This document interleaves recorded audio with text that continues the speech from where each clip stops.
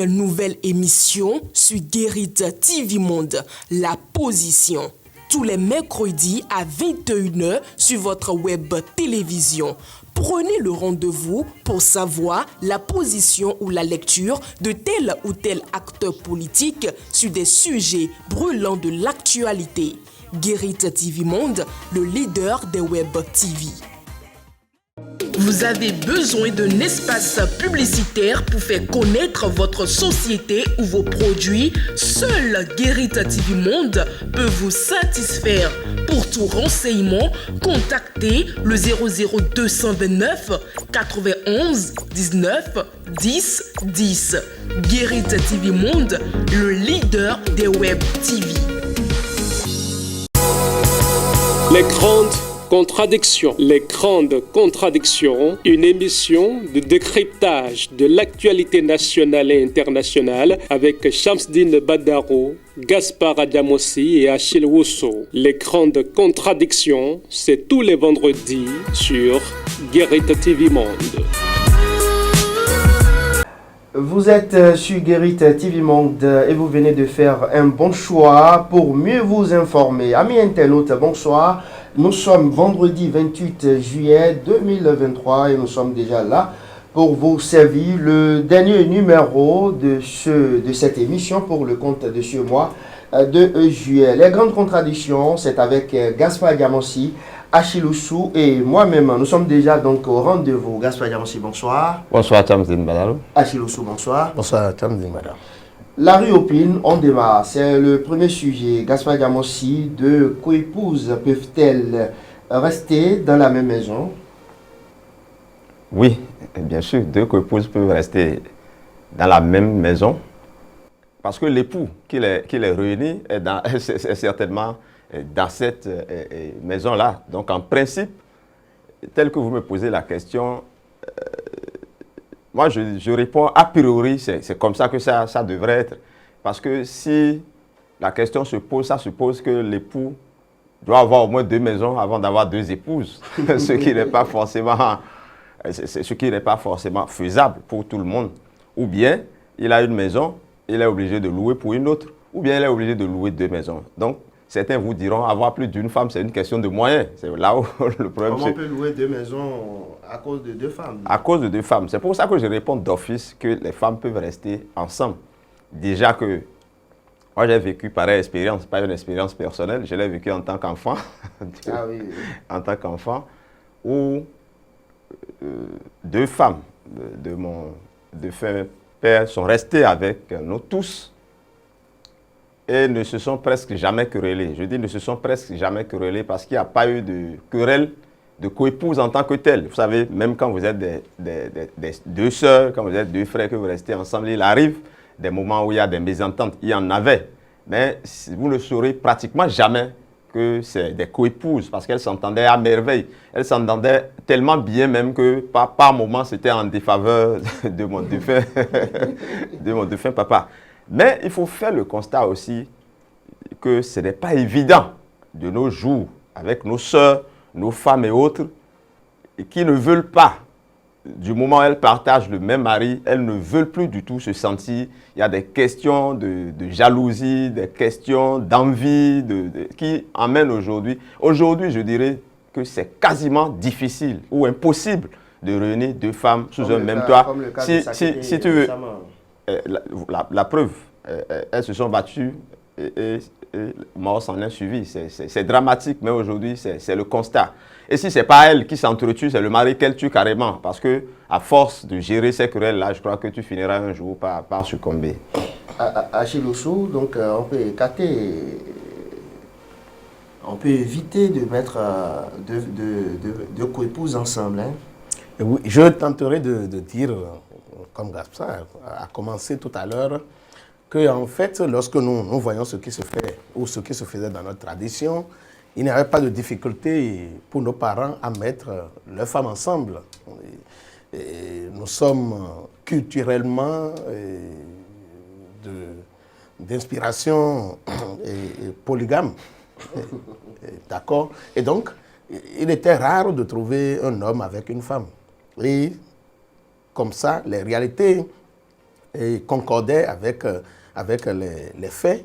Et donc, les gens mettaient ensemble, dans une même maison, leurs épouses, et leurs enfants grandissaient pratiquement ensemble. C'est vrai qu'il y avait par moments de petits problèmes lorsque ça ne marche pas bien, mais on sentait quand même plus ou moins que c'était de cette façon-là que nos parents vivaient. Mais de plus en plus aujourd'hui, la modernité a raison de nous.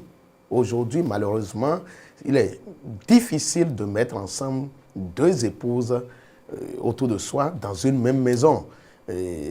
On constate de plus en plus que ceux qui font ce choix-là sont obligés donc de séparer leurs épouses, donc de leur trouver deux maisons différentes. Et malheureusement, bon, est-ce que c'est une bonne chose? Ça permet quand même, d'une manière ou d'une autre, d'éviter les contacts et donc d'éviter de s'éviter des problèmes. Parce que, Gaspard l'a dit tout à l'heure, ça m'a fait sourire.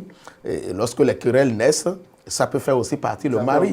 Ça peut emporter le mari. Ouais. Et c'est par rapport à ça que, bon, on peut dire qu'aujourd'hui, faire le choix de séparer les épouses lorsqu'on en a plus d'une serait mieux que donc de continuer sur la tradition. Oui, Achille Ossou, pour l'éducation des enfants, moi je voudrais quand même souhaiter que c'est quand même mieux de mettre les deux dames ensemble dans la même maison. Non, ce n'est pas évident. Ce n'est pas évident que pour l'éducation des enfants, si les mamans ne s'entendent pas... C'est pas facile de faire aller-retour, oui, par rapport à l'expérience que Gaspard partageait avec nous tout à l'heure, le problème ne s'est pas posé. Et les deux mamans s'entendaient tellement que c'était même le papa qui était pris en otage. Et donc, ça veut dire que d'office, cela rejaillit sur les relations entre les enfants. Vous êtes issu d'une famille polygame aussi? Oui, mais bon, je n'ai pas eu la chance de voir deux femmes de mon papa partager la maison. Bon, je n'ai même pas eu la chance de voir deux femmes en même temps de mon papa. Donc, et lorsque cela est arrivé, la deuxième était chez elle, et puis bon, nous on était avec papa et avec maman ailleurs. Et donc je n'ai pas fait cette expérience. Mais je voudrais donc, pour répondre à votre question, dire que en fait, c'est la présence des deux parents qui compte pour l'éducation des enfants. Si déjà, même séparé, le papa peut faire l'effort donc d'être présent dans les deux maisons pour accompagner les mamans par rapport à l'éducation des enfants, c'est déjà tant mieux. Gaspard Diamansi? Oui, sur le sujet, en réalité... L'éducation des enfants. Oui, pour l'éducation des enfants, non, les enfants, oui, ça peut passer un peu. Mais c'est d'abord le papa. C'est d'abord le papa qui est obligé de se partager entre les deux foyers. En fait, pour l'harmonie... Pas facile ça, hein? Ce n'est pas facile, c'est pour ça qu'il faut être... Vous avez déjà fait l'expérience une fois? C'est pour ça qu'il faut être monogame. Parce que c'est compliqué à gérer. Ce qui est sûr, les enfants, quelque part, vont subir un coup. Ils vont subir un coup parce qu'ils n'auront pas la possibilité. D'abord, s'ils sont dans un foyer où les deux couples sont ensemble, les enfants subiront le contre-coup de la bagarre entre les deux mamans. Si tout va bien, ça c'est bien, mais c'est des cas extrêmement rares. Ils subiront le contre-coup de la bagarre entre les deux mamans et les enfants finiront par être complètement divisés par les mamans, ce qui n'est pas bien pour les enfants d'un même père. Et quand ils seront, dans le cas où les mamans sont séparées, c'est que les enfants n'auront pas l'affection à 100% de leur papa qui est obligé de se partager entre les deux maisons. Donc quelque chose va forcément leur manquer, ce qui n'est pas bien. Mais je voudrais ajouter quelque chose. C'est que par rapport donc à la présence du papa pour accompagner les mères dans l'éducation des enfants, il faut quand même aussi que le moment arrive que le papa réunisse ses enfants autour de lui. À défaut donc de réunir les deux familles, c'est-à-dire les deux mamans avec les enfants par moment, il faut quand même qu'ils trouvent le temps donc de sortir avec ses enfants, en fait les enfants issus donc des deux mères, pour donc essayer donc de mettre l'harmonie. Sans les mères, c'est ça. Bon, si les mamans ne sont pas preneurs, donc il fait avec de mettre les enfants ensemble. Même si vous les mettez loin, soyez sûr aussi que la bagarre de loin, ça se mène aussi. Hein. En résumé, on retient quoi concrètement? Il faut être monogame. C'est votre choix. Non, je ne suis pas tranché sur la question. Oh. Il faut savoir, il faut avoir les stratégies. S'il y a de moyens, Voilà, il faut, c'est même de moyens de stratégie. Et voilà, il faut c'est les avoir des moyens stratégies. d'abord. Si tu as Celui de- qui se permet de prendre celui qui deux a femmes. Des stratégies qui n'a pas de moyens, ça tombe à Non, l'eau. ça vous fait parlez, question vous de parlez de moyens moyens, voilà, de moyens financiers, de moyens financiers, matériels. ouais. Mais il n'a pas, Financiers, moyens pas les moyens physiques de se partager équitablement aux deux endroits. C'est là où c'est grave. Oui, Non, mais il c'est faut ça. avoir le moyen physique aussi. Mais si Sinon, les gens risquent de vous aider. Si vous Voilà, parlez- voilà aussi un autre aspect. Si vous parlez de moyens financiers, de moyens matériels, Oui. il peut même arriver qu'une des femmes vous propose donc, ça arrive, c'est aussi des cas qui existent, qu'une des femmes décide déjà sa résidence décide elle-même donc de s'occuper pratiquement de tout. Et bon, vous n'apportez que quelque chose par moment Elle pour ne peut marquer, elle ne peut pas pour s'occuper marquer de votre... tout. Elle ne peut pas s'occuper de tout. Non. Bon, en tout cas, ce qui est sûr, c'est des cas quand même que nous voyons aussi. Mais comment on appelle, la force physique, non, la capacité physique. Le bâton. Je Ouais, le- les enfants nous regardent. Ah oui, hein. Bon, je ne parle plus. Gaspard Diamansi encourage quoi déjà? Ce que vous savez, la monogamie. Et vous encouragez la polygamie. En tout cas, Et si vous- quelqu'un a les Et vous êtes moyens, au milieu. Ouais, comme vous l'avez Voilà. dit, les moyens matériels, financiers Financiers et et physiques de le faire Oui. avec les stratégies qui sont nécessaires. Il Donc, faut quand même à ce demander choix-là. à ces hommes polygames d'avoir la crainte de Dieu aussi. Hein. Et pourquoi? Ah oui, parce que d'autres s'aiment carrément, je ne vais pas caler. Je ne sais pas quel adjectif je vais utiliser. Non, mais écoutez, Moi, la vraie pagaille dans la Voilà. République. En plus, il y a, quand nous prenons la polygamie en général, il y a des polygames responsables, il y en a Oui. vraiment. oui, qui- comme il y a qui- des qui- monogames qui- irresponsables Comme aussi. Aimé Sodinou, et on lui fait un clin d'œil, il dit qu'il est un polygame responsable. Non, il y a un député père Sona Marwandobo qui le proclame, c'est un cadre, un grand avocat qui le dit partout qu'il est un polygame heureux, qui est responsable. Et il a dit jusqu'à Il sa mort. assume. Mais Il a en fait, assumé. est-ce que vous savez que c'est des gens La vie, qui c'est un rendent choix. service à Voilà, l'humanité? vous rentrez dans Ils rendent beaucoup de services à l'humanité. dans d'autres Donc, concepts. prenons une femme là. Écoutez, il faut savoir que statistiquement, nous sommes à la base des problèmes peut-être que nous ignorons. Il faut Parce savoir parler sur l'émission. non, pour- mais pour épargner. ce n'est pas parce que j'ai fait le choix d'être monogame oui. que je ne vais pas quand même aussi parler des conséquences donc, Votre du choix, choix. du choix que j'ai fait. Je sais La qu'il question y a des- beaucoup des de femmes statistiques qui fera- veulent, ça peut faire qui l'objet veulent de tout un aujourd'hui. débat entier. On peut en faire un débat entier parce que si vous parlez numériquement du nombre de femmes et du nombre d'hommes pour dire qu'il faut être polygame, on fera le débat et Bon, chacun d'accord. sortira Je crois que en on sortant ses trouvera, arguments. on trouvera l'occasion Une pour dernière faire question, le débat. Une dernière question avant de passer à d'autres questions. Gaspard Diamansi, comment vous faites pour avoir une femme? Moi, je pensais que c'était ce qui était le plus facile à faire. Ce n'est pas compliqué. La question, c'est de poser la question à d'autres de savoir comment ils peuvent aimer plusieurs femmes. C'est la question que je vais poser à... Vous, comment vous faites pour avoir une femme? Non, c'est facile. C'est de rencontrer une, parce qu'on en rencontre toute sa vie, c'est d'en rencontrer une, de l'aimer et d'être avec elle. Maintenant, pour le reste, bon, comment je vais dire, c'est d'essayer de se tenir. Essayer de te tenir, C'est oui. pas facile, mais Achille- bon. Achille Rousseau, très rapidement, comment vous faites? Vous prenez une femme et vous avez beaucoup de copines. Vous savez qu'il s'agit de la polygamie aussi. C'est une polygamie diffusée. Vous m'en connaissez combien? Non, je vous pose la question. Mais Pas vous- vous, forcément. Mais c'est à moi que vous posez la question. Oui, allez-y. répondez. Vous n'avez pas posé la question à Gaspard. Vous demandez à Gaspard s'il a des copines. Je n'ai aucune preuve par rapport à ça. Non, on a des Est-ce que vous avez des questions, preuves que vous avez mais- des copines pour me poser la question? Allez les gars, merci beaucoup. C'était quand même la bonne humeur à l'entame de l'émission. On va passer à d'autres questions à présent. Attends, le retour à Cotonou. Il a été accueilli hier triomphalement. Oui, Gaspard vraiment, il faut rester en vie pour voir des miracles se produire dans la vie.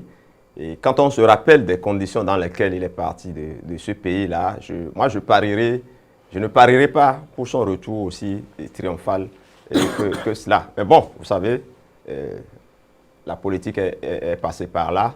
Et les conditions de son retour, nous, on n'en sait rien. Les deals qui ont prévalu pour son retour, nous, on n'en sait rien. Et donc, on avait même dit déjà qu'il était passé de vie à trépas et qu'on ne le reverra jamais. De toutes les façons, durant tout son exil, je n'ai pas souvenance qu'on a eu beaucoup de ces nouvelles. Et c'est heureux, n'est-ce pas? Et quand moi j'ai lu la nouvelle dans la parution de la guérite de cette semaine, le lundi dernier, et je me suis dit, tiens, c'est une intoxication ou un canular. Et bon, la réalité a été cette semaine-là, on l'a constaté, il est vraiment rentré. Un quotidien crédible qui ne raconte pas de n'importe quoi. Oui, bon, mais ça ne m'empêchera pas aussi de penser ce que je fais. Merci beaucoup.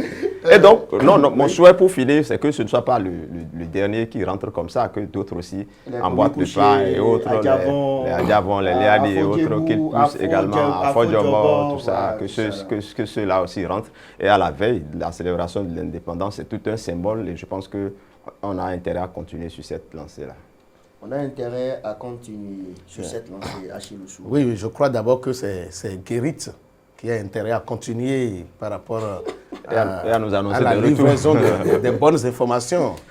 Parce que, comme l'a dit Gaspard, beaucoup n'avaient pas cru à cette information que Guérit, le quotidien, a mis en sa manchette du lundi et qu'en l'espace d'une semaine que cela se concrétise, je crois que vous venez donc de donner encore plus de crédit qu'on appelle à la presse en général au Bénin et particulièrement donc au groupe de presse La Guérite. À la presse en général, alors que d'autres annoncent des faits qui ne se réalisent pas. En tout cas, ce qui est sûr, même si les gens ne nous prenaient plus au sérieux, ça vient quand même donner un contre-exemple pour montrer qu'on peut continuer à faire confiance donc, à ce qu'on appelle la presse ou le journalisme. Et pour revenir à votre question, je voudrais saluer ce retour de Atao sur ses deux pieds et reprendre ses premiers propos. Ses propos liminaires hier à la rencontre donc, de ses fans et de ses militants au stade de Midombo. Il a dit qu'il a préféré rentrer comme ça pour que les gens ne disent pas que Atao est rentré dans... En fait, qu'il a préféré se montrer à la face du monde pour que les gens ne disent pas que Atao est rentré dans des chaises, dans des fauteuils roulants. Et donc, je crois que en prenant la parole publiquement hier à Cotonou, on ne peut plus douter que Atao est au Bénin et on ne peut plus douter que les lignes continuent de bouger en ce qui concerne la décrispation du climat politique. Ce qu'on attend maintenant, c'est que oui, nous avons vu le parti de Atao s'annoncer, je vais dire en tout cas, et faire corps avec ce grand ensemble qui est le Bloc républicain. Mais entre-temps, nous avons appris qu'il était fâché, il y a des mécontentements de sa personne par rapport donc, au fonctionnement donc, du Bloc républicain. Est-ce que le réseau Atao, avec Atao lui-même, parce que c'était le parti qui était allé donc se faire fusionner au Bloc républicain, lui-même n'avait jamais dit quoi que ce soit par rapport à cette fusion. Est-ce qu'aujourd'hui, Atao continue d'être Bloc républicain? Est-il continue même d'être politique? Ce sont des sujets sur lesquels nous voulons bien entendu l'entendre. Si Guérit TV Monde peut continuer. Oui, donc, des négociations sont en cours pour le recevoir dans l'émission La Position. Les négociations sont en cours. Voilà, merci beaucoup et Atao Renouveau quoi tout simplement. Qu'il se tranquillise parce qu'il a un peu... C'est à l'origine de ces problèmes. Hein. C'est vrai qu'il a voulu se montrer pour qu'on sache qu'il n'est pas venu dans un fauteuil roulant, mais qu'il s'en arrête là, qu'il ne recommence pas comme avant cette sortie tonitruante. Mais il y a quelque chose qui étonne. Il y a quelque chose qui étonne. C'est que, bon, Atao, nous avons connu ces derniers rapports avec la police républicaine, mais hier nous avons vu encore curieusement que c'est la même police républicaine qui est là, Non, c'est bien encadré. Quand je disais dans mes propos que la politique était passée par là, apparemment vous n'avez pas compris. Partir dans ces conditions, revenir dans ces conditions, maintenant, vous comprenez quand même. On attend aussi de voir si le procureur va lui rendre visite. Ah oui, parce que là encore... Ou bien c'est lui-même qui ira donc rendre visite au procureur, on ne sait pas. Donc, non, mais on va peut-être faire la différence. C'était 5 années au départ. Oui, bon, est-ce que la peine, est-ce qu'entre-temps, il n'a pas bénéficié d'une grâce aussi? Bon, ce qui est sûr, les jours à venir, nous situerons certainement. Merci beaucoup à vous, chers débatteurs. Atao est rentré, il est tranquille chez lui. Pendant ce temps, Bazoum est très soucié et très remonté contre sa garde présidentielle. N'est-ce pas, Diamossi? Oui, il doit l'être. Est-ce qu'il peut même être remonté? Parce qu'on lui a arraché quand même... Le biberon. Bon, disons le biberon, pour caricaturer un peu. Bon, mais moi, ce n'est pas le plus important. Le plus important, c'est qu'en Afrique de l'Ouest, la situation s'étend, dangereusement, disons, parce qu'après le Mali, il y a eu le Burkina, la Guinée était déjà là, et maintenant, le Niger. J'ai envie de dire à qui le tour? À qui le tour? Et vous allez comprendre, vous allez constater aussi que c'est beaucoup plus les pays francophones qui sont frappés par ce phénomène. Je ne sais pas ce qui peut l'expliquer. Nous autres, je ne suis pas le président Talon, mais nous autres qui sommes un peu à l'abri de cette situation pour l'instant, je crois qu'il y a matière à commencer par s'inquiéter de ces velléités-là. C'est vrai que dans la plupart des pays, il y a des prétextes des questions de sécurité et autres pour en arriver là, mais rien ne prouve que des militaires qui ont les armes et qui ne sont pas capables de faire reculer l'ennemi, ils puissent agir autrement quand ils vont enlever, trier, laisser les armes et porter maintenant des costumes et cravates en étant dans un palais doré. Donc c'est des faux fuyants, moi j'estimais. Je crois que le président du Nigeria, Tinubu, on s'est moqué un peu de lui il y a 2 semaines en disant « Bienvenue dans le syndicat ». Quand il disait oui, qu'il est contre les coups d'État, les 3e mandats et autres, qu'il fera en sorte. Je crois que c'est un test de grandeur nature aujourd'hui pour lui. Et nous verrons bien ce qu'il est capable de faire dans les prochains jours. De toutes les façons, on a envoyé déjà le président Patrice Talon au charbon et on espère qu'il réussira également et sa mission. Lui qui se tenait un peu à l'écart de ces questions-là, le voilà désormais. Il est très actif. Voilà, très actif au niveau de la sous-région et même au-delà. Et ces derniers temps, j'ai lu quelque part que Kofi lui disait de ne pas aller dans le bourbier du Niger. Patrice Talon, pour ramener l'ordre constitutionnel au Niger, à Niamey. Il a bien annoncé. Je crois que nous connaissons un peu déjà la position du président Patrice Talon sur la question des coups d'État. Ce n'est pas pour la première fois qu'il le dit, mais je crois que pour avoir été chargé officiellement d'intervenir dans cette crise, il l'a répété, il l'a réaffirmé au Nigeria. Et je voudrais prier Dieu de lui en donner les moyens parce que ce n'est pas évident. Une chose est de dire qu'il va réussir à ramener qu'on appelle l'ordre constitutionnel au Niger, mais l'autre chose est qu'il en ait vraiment les moyens et la possibilité. Et je crois que c'est là où tout est compliqué. Lui-même l'a ajouté à la fin de ses propos au Nigeria, et pourvu qu'il ait tous les moyens. Et moi, je voudrais croire que l'armée nigérienne, en général, et la garde présidentielle qui a déposé le président Bazoum sera, donc je parle donc de cette garde présidentielle, sera attentive à cette démarche que la CEDEAO va mener, parce que rien n'annonçait ce coup d'État-là au Niger, rien ne l'annonçait. Il n'y a pas eu de crise populaire, il n'y a pas eu de manifestation, il n'y a pas... Bon, je ne sais pas comment c'est arrivé. Bon, et puis moi, ça m'étonne, et puis ça me surprend, j'allais dire, et je me pose une question. Est-ce que les constitutions que nous nous donnons, est-ce que cela vaut la peine si l'armée doit continuer encore à s'inviter donc dans la chose politique de cette façon-là? Il y a lieu de s'inquiéter. Direction Nigeria et le Bénin en même temps, hein, parce que Tinubu est annoncé au Bénin dans le cadre du 1er août prochain. Ce qui est sûr pour Bazoum est désormais écarté. Oui, il ne pourra pas l'être à moins qu'il soit libéré et qu'il retrouve son fauteuil. Et si c'est le cas, je ne suis pas sûr qu'il s'aventure à quitter le Niger parce qu'il va encore craindre pour son fauteuil une nouvelle fois. Oui, Tinubu au Bénin, j'ai désormais l'impression que Talon et Tinubu, ça fait thé au carré, ça devient un couple, ça devient carrément un couple. Où, avant d'aller à Niamey, le président Talon était... Un couple masculin. Le président Talon était déjà à Abuja avant de se retrouver à Niamey. Moi, je pense que c'est très intéressant pour les deux pays, que ces deux personnalités, que les deux présidents, parce que on dit souvent que quand le Nigeria tousse, le Bénin s'enrhume.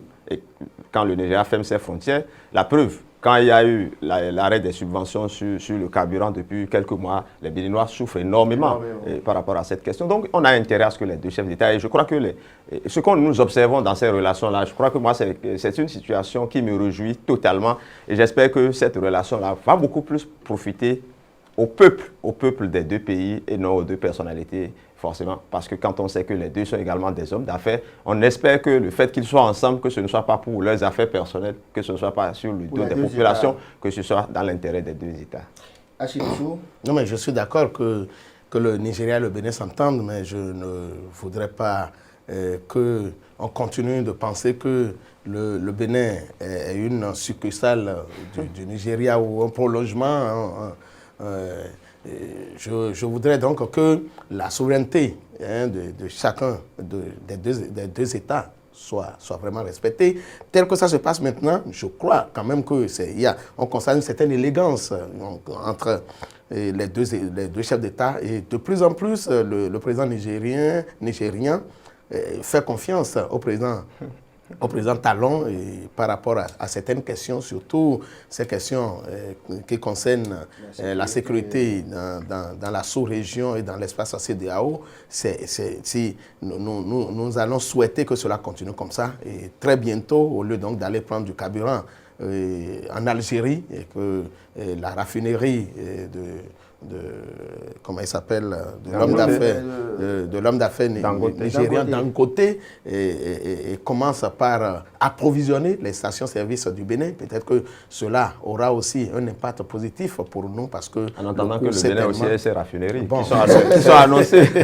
Dans la presse, merci beaucoup. C'est définitivement terminé, mais le baromètre de la semaine, très rapidement, on va voler au moins 2 minutes au niveau de la régie là-bas. Le baromètre. Oui, à mon niveau, ce que je vais envoyer vers le haut, je pense que j'ai envie de dire la classe politique béninoise, parce que l'image qu'ils ont projetée le samedi dernier à l'occasion du Conseil national du Parti Les Démocrates est une très belle image où un parti d'opposition tient son Conseil national, malgré les divergences que nous constatons à l'Assemblée un peu partout. Presque tous les partis, toutes les formations politiques étaient présentes et ont délivré un message, même si ce n'est pas dans le même sens. Je crois qu'il faut cette image d'unité de la classe politique à saluer. Maintenant, ceux qui... Vous envoyez qui en bas? Bon, je vais envoyer un pays, le Niger en bas, parce que c'est un mauvais exemple que le Niger est en train de nous donner. Je n'ai pas envie que d'autres pays copient. Le Niger est en train de s'enfoncer avec cette crise politique, ce coup d'État, que dis-je. Donc, il faut que le Niger fasse en sorte de remonter rapidement pour que d'autres pays ne lui en battent pas le pas. Merci, et à vendredi prochain. Inch'Allah. Achiloso? Oui, mais vous me permettez donc d'envoyer en même temps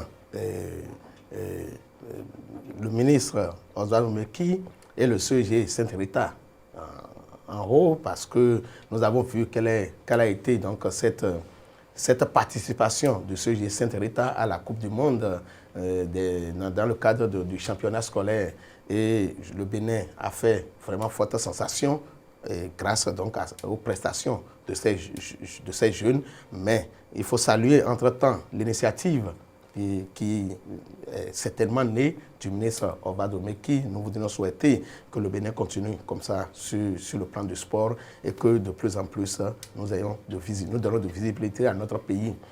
Alors, donc, maintenant qu'il va en bas, je ne vais pas dire le Niger, mais je veux dire qu'on appelle l'Afrique francophone de l'Ouest, de plus en plus commence pas inquiéter parce que les coups d'État, vraiment, c'est à croire que nous ne respectons pas le contrat que nous-mêmes nous donnons librement. Merci beaucoup. Bon week-end à vous et à vendredi prochain. Bon week-end aussi. Merci à toutes et à tous. Ce numéro de l'émission Les Grandes Contradictions a été préparé par l'ensemble de la rédaction. Merci à vous et à vendredi prochain. Avec Shamsdine Badaro, Gaspard Adamossi et Achille Wousso. Les Grandes Contradictions. Les Grandes Contradictions, une émission de décryptage de l'actualité nationale et internationale avec Shamsdine Badaro, Gaspard Adamossi et Achille Wousso. Les Grandes Contradictions, c'est tous les vendredis sur Guérite TV Monde.